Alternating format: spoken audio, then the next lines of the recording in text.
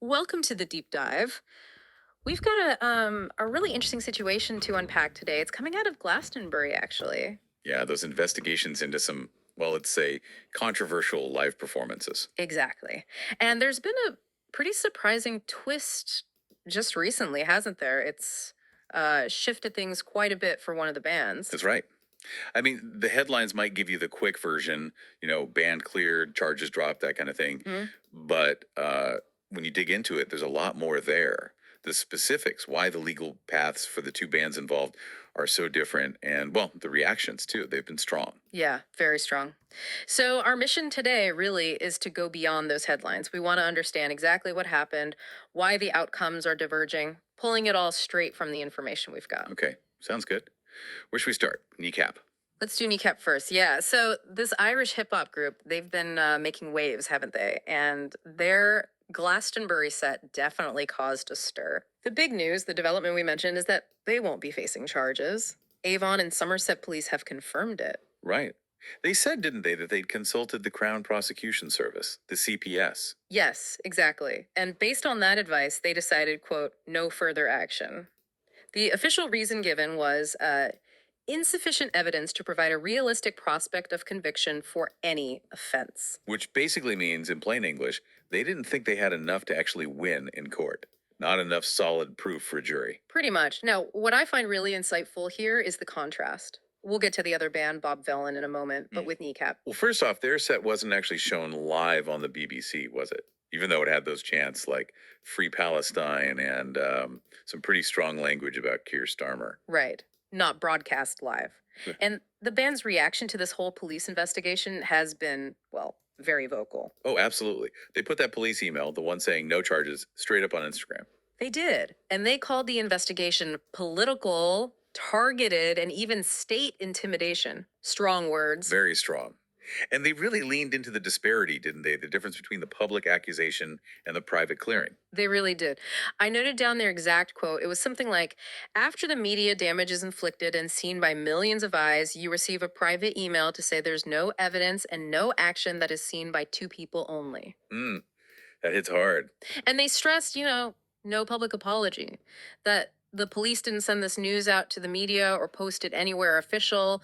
It really highlights how they feel they were publicly shamed but privately exonerated. It absolutely speaks volumes about their perspective. And, this isn't exactly Kneecap's first run in with controversy, is it? No, it's not. There's the ongoing situation with one member, Mochara, Liam Ogo Ahanaid. He's out on bail for a terror charge related to displaying a Hezbollah flag at a completely different event. Right. And there was that other investigation, the one about allegedly telling fans something like, the only good Tory is a dead Tory. Kill your local MP. That was also dropped previously. Also dropped, yes. So you see this pattern emerging.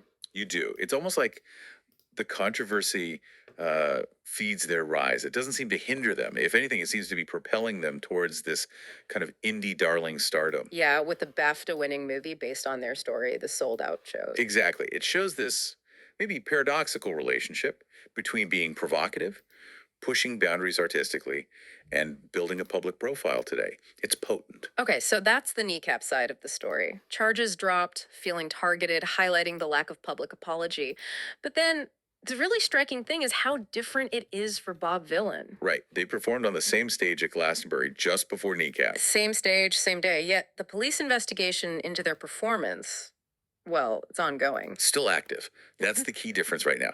Avon and Somerset Police confirmed the inquiry continues to be carried out. Which stands in such stark contrast to Kneecap getting the all clear. And what's significant with Bob Vylan, thinking back, is that their set was broadcast live by the BBC, wasn't it?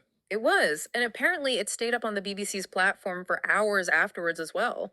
And their set included some equally strong statements, chants like death to the IDF, referring to the Israeli Defense Forces. Yes, and also comments complaining about, I think the quote was, working for a Fing Zionist.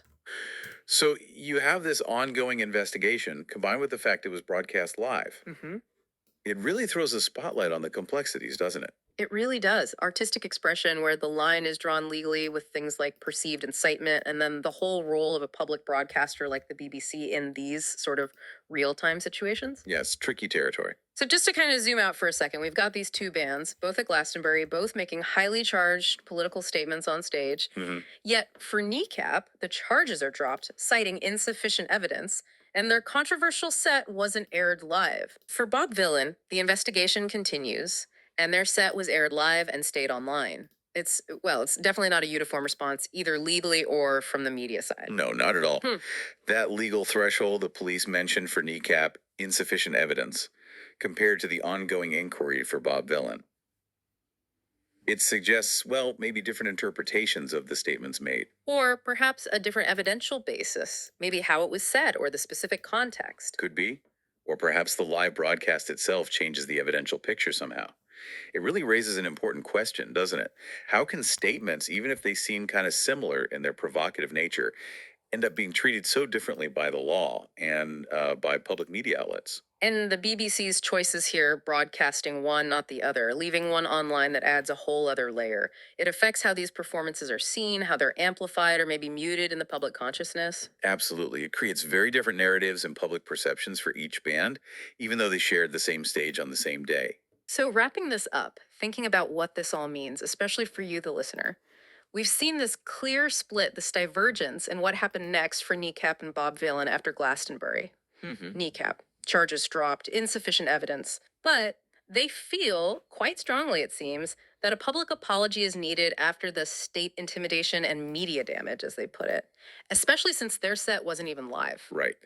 And meanwhile, Bob Vylan, still under investigation for comments that, seem similarly controversial in tone, but the performance was broadcast live. Yeah. And this whole situation, it really does raise that bigger question, doesn't it, about artistic expression today, where the legal lines are drawn and how the public perceives it all. Definitely. These different reactions from the police, from the BBC, they really show that complex balancing act. How do you balance allowing artists to express, really strong, sometimes uncomfortable views? With the potential legal consequences of those expressions, Yeah. it forces us to look hard at that line, that tricky boundary between artistic freedom and what's considered legally acceptable, especially in a public forum like Glastonbury. So here's something maybe to mull over. Think about the power, the sheer impact of live performance, of protest, particularly now in our digital age where things can so quickly. Mm. How do these differing decisions by the police on charges, by the BBC on broadcasts, how do they illuminate this complex relationship, between freedom of speech, legal accountability, and how we all interpret things in today's media world? And maybe think about this too. What does it actually signify when a band is seeking a public apology for what they see as damage done by the media and the investigation? Mm-hmm. And that stands in such sharp contrast to the reality of receiving just a private email saying the charges are dropped. Yeah. What does that gap tell us?